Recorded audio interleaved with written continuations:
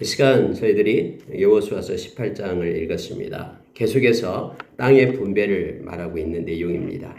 이미 여러분 가나안 땅으로 오기 전에 모세 때에 그 르우벤 지파와 갓 지파와 므낫세 반 지파가 요단강에 넘어오기 전 그 동쪽 지역을 분배를 받았죠. 두 지파 반이 받았고요.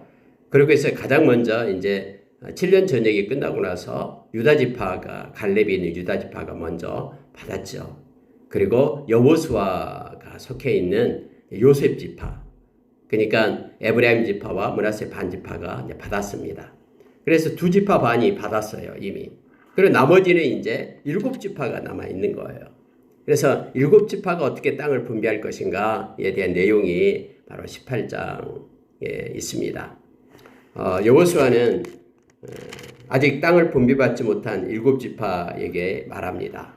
너희들이 언제까지 이곳에서 지체하겠느냐 해서 내가 너희들에게 7지파 중에서 3명씩을 선출해서 이제는 땅을 정탐하고 땅을 그려오게끔 하겠다. 그래서 남은 땅, 이미 유다 지파와 그리고 그 에브라임과 므낫세 반 지파는 땅을 받았기 때문에 이제는 어디까지 그 경계를 따라서 남은 땅을 갖다 7조각으로 그려오게끔 그렇게 합니다. 그래서 21명이 쫙 나가요. 나가서 이제는 그 지형을 갖다가 그리게 됩니다.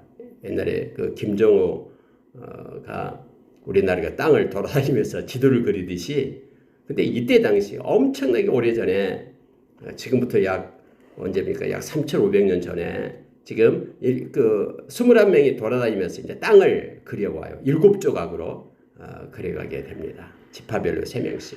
그러한 내용이 18장에 나오고요. 그래서 제비뽑기를 하나님 앞에서 하게 됩니다. 특히 베냐민 지파가 이제 땅을 분배하는 내용이 이제 18장에 나옵니다. 몇 군데만 잠깐 보고 기도하도록 하겠습니다. 여러분, 18장 1절에 보니까요. 이스라엘 자손의 온 회중이 실로에 모여서 거기에 회막을 세웠으며 그 땅은 그들 앞에서 돌아와 정복되었더라. 이렇게 되어 있죠. 그래서 이스라엘 백성이 이제 가나안 땅을 넘어와 가지고 이 실로에서 성막을 만듭니다. 회막을 세웁니다. 그래서 제사장이 이제는 실로에 거주하게 되는 거예요. 그래서 실로라는 지명이 앞으로 이제 계속 나오게 될 겁니다. 우리가 잘 아는 엘리 제사장이 이곳에서 거주했죠. 사무엘도 이곳에서 있었고요.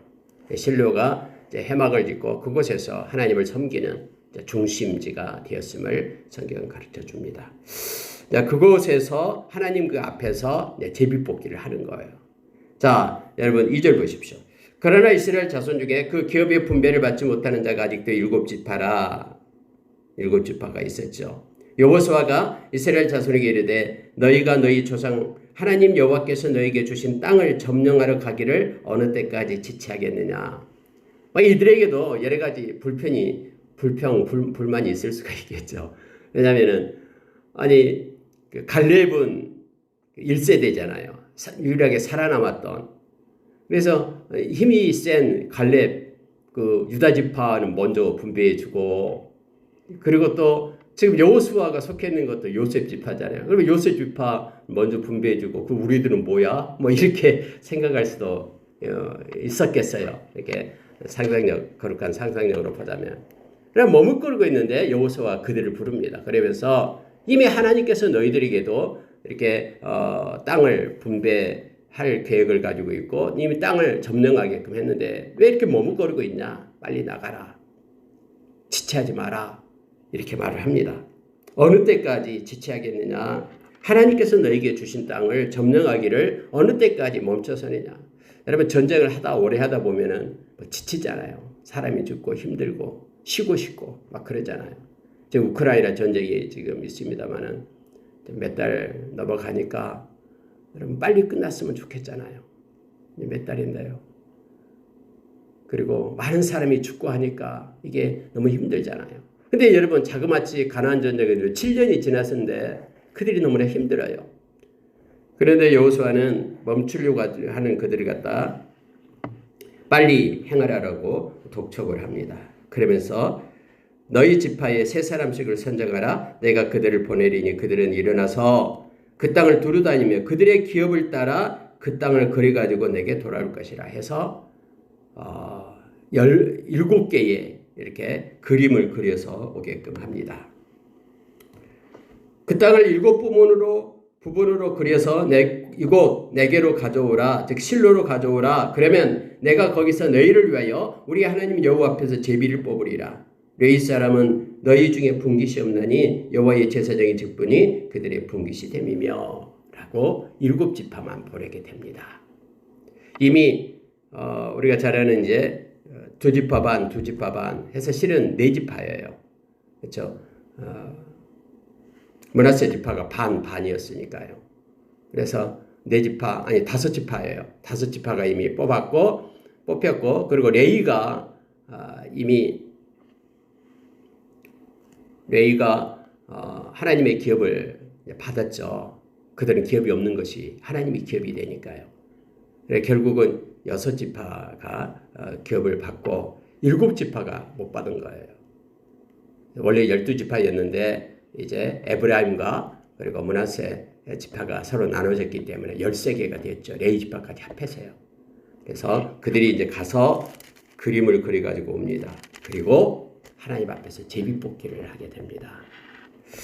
어떤 땅은 비옥한 땅도 있을 거고 어떤 땅은 산악지역도 있고 광야도 있을 거 아니에요. 그러니까 서로 이제 좋은 땅을 뽑으려고 하니까 하나님 앞에서 제비뽑기를 하게 되는 거예요. 그리고 제비뽑기 하게 될 때 그때 당시의 의식, 지금도 그렇습니다만은 하나님께 기도하고요. 하나님께서 정해 주십시오 하고 제비뽑기를 하는 거예요. 그러면은 제비뽑기에 당첨된 그러한 지역을 자기 지파가 차지하게 됩니다. 하나님께서 간섭하셔서 하나님의 뜻대로 인도하시죠. 근데 놀랍습니다. 놀라운 게 뭐냐면 사람이 제비를 뽑지만 하나님께서 개입하시거든요. 그래가지고 하나님의 뜻 가운데서 이렇게 각 지파별로 분리가 됨을 알게 합니다. 정해지게 됨을 알게 합니다. 우리가 아간이 그 하나님의 말씀을 어기고 금부치하고 은부치 또 옷을 갖다가 자기 장막에 숨겼잖아요. 근데 이것을 하나님이 어떻게 뽑아냅니까? 제비뽑기로 뽑아내는 거예요. 12지파 돌아가게 하고 각 가족들, 가문들, 또 가정들 하고 뽑게끔 했는데 딱 마지막에 뽑힌 사람이 바로 아간이었잖아요. 60만 분의 1 정도 되잖아요. 놀라우신 것은 하나님께서는요. 모든 일을 사람이 이렇게 확률적으로 행할 줄 모르나 다 하나님의 그런 간섭과 통치는 정확하거든요. 그래서 여러분 여기서 지금 7개를 그려와가지고 제비뽑기를 해요. 근데 놀라운 건 뭐냐면은 그들이 뽑힌 그 지파의 땅이 야곱이 그렇게 말했던 또 모세가 그렇게 말했던 축복했던 그런 내용대로 그들이 다 뽑히게 되는 거예요. 하나님께서 가나안 땅을 너희들에게 주시게 이제 이스라엘 백성에게 주겠다라고 말한 지가 500년이 지났습니다. 500년이 지나도 이 말씀은 변함이 없이 그대로인 거예요. 야곱의 축복이 있는지 500년이 지나도 이 내용은 그대로 있는 거예요. 야곱의 축복의 내용은 사라지지 않고요. 말씀은 사라지지 않고 그대로 그들에게 이 말씀을 우리는 너무나 잘 압니다. 자, 여러분 9절 10절 보십시오. 그 사람들이 가서 그 땅을 두루다니며 성읍들을 따라서 7부분으로 책에 그려서 실로 진영으로 돌아와 여호수아에게 나오니. 처음에 전쟁하기 시작할 때는 길갈 지역이 본부가 됐죠. 전쟁 본부. 그런데 이제는 전쟁이 끝나고 나서 실로로 옮겨요. 그래서 실로에 해막을 치고 하나님께 예배드리는 장소가 되죠. 이게 중심이 되는 거예요.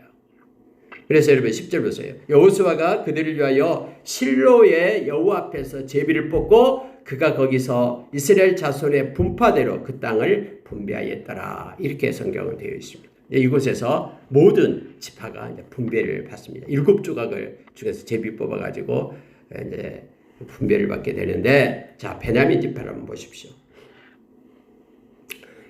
자, 11절입니다. 베냐민 자손 지파를 위하여 그들의 가족대로 제비를 뽑았으니 그 제비 뽑는 땅의 경계는 유다 자손과 요셉 자손의 중간이라. 아래는 유다 자손 아래지역이요. 그리고 위쪽은 요셉 자손, 즉 에브라임과 므낫세 지파가 있고 그 중간에 베냐민 지파가 뽑게 됩니다. 근데 베냐민 지파가 뽑은 땅은요, 비옥한 땅이었어요. 땅은 조금 했지만은 비옥한 땅이고 큰 성들이 있는 곳이었습니다. 그런데 여러분, 이곳에서는 많은 사람들이 서로 싸우고 또 갈등을 일으키고 또 가나안 땅으로 들어오는 그러한 입구와 같은 역할을 했거든요. 이 베냐민 땅, 할당된 지역이 그랬습니다. 가나안 땅의 남북을 잇는 전략상 주요한 도로가 이 베냐민 지파에 지금 위치해 있었어요. 그래서 역사적으로 분쟁이 많은 지역이었습니다. 그래서 베냐민 지파는 호전적이 돼요. 다음에 여러분 베냐민 지파가 막 나머지 11지파와 싸우잖아요. 그리고 멸망을 막 당하고 600명만 남겨놓고 막 그런 사건들이 나타나게 되잖아요. 호전적이에요. 그래서 이것은 오래전에 베냐민을 물어뜯는 일이라고 비유한 야곱의 애연이 있었습니다. 우리가 창세기 49장에서 나오죠. 근데 500년이 지났어도요, 그 야곱의 그런 예언대로 되는 거예요. 완전히 베냐민은 호전적이에요. 지파가요. 그래서 이 유다 지파와 요셉 지파 사이에 위치함으로써 하나님의 성전이 있는 예루살렘 곁에 위치하게 됩니다. 베냐민을 향한 모세의 예언도 역시 성취가 됩니다. 베냐민은 여호와의 곁에 거하고 그 어깨 사이에서 안식을 취할 것이라는 그런 예언이 있었죠. 신명기서 33장에서요. 비록 사람이 제비를 뽑지만은 제비 뽑는 가운데 하나님의 성이 거하시는 거예요. 그래서 베냐민에게 그 야곱의 그러한 유언과 그리고 모세의 그러한 기도, 축복의 그 유언, 그 모든 것들이 성취되게끔 하는 것을 보게 됩니다.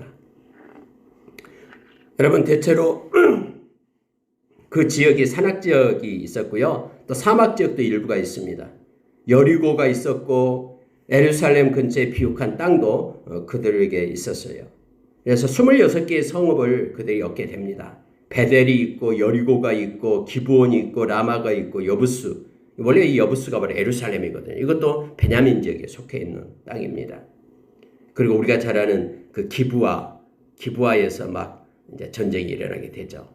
서로 동족 간에 다음에 전쟁이 일어나게 됩니다. 기브아.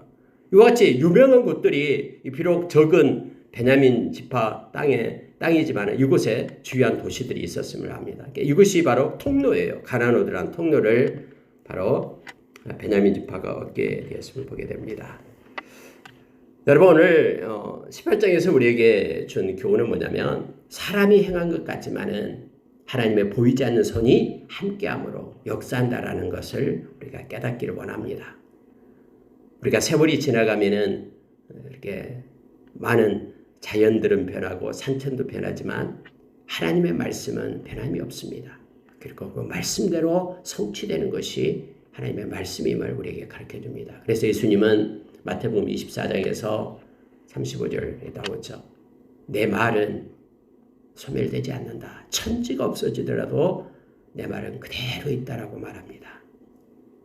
우리 주님께서는 지금도 능력의 말씀으로 이 모든 만물을 붙들고 계십니다. 그리고 주님의 말씀은 살아서 역사합니다. 주님께서는 내 이름으로 무엇이든지 내게 구하면 내가 행하리라라고 우리에게 약속했습니다.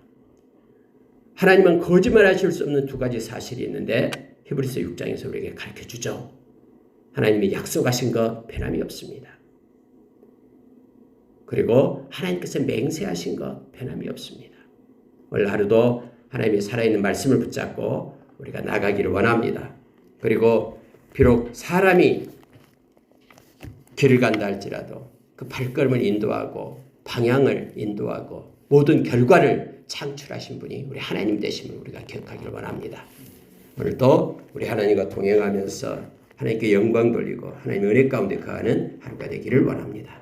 기도하겠습니다.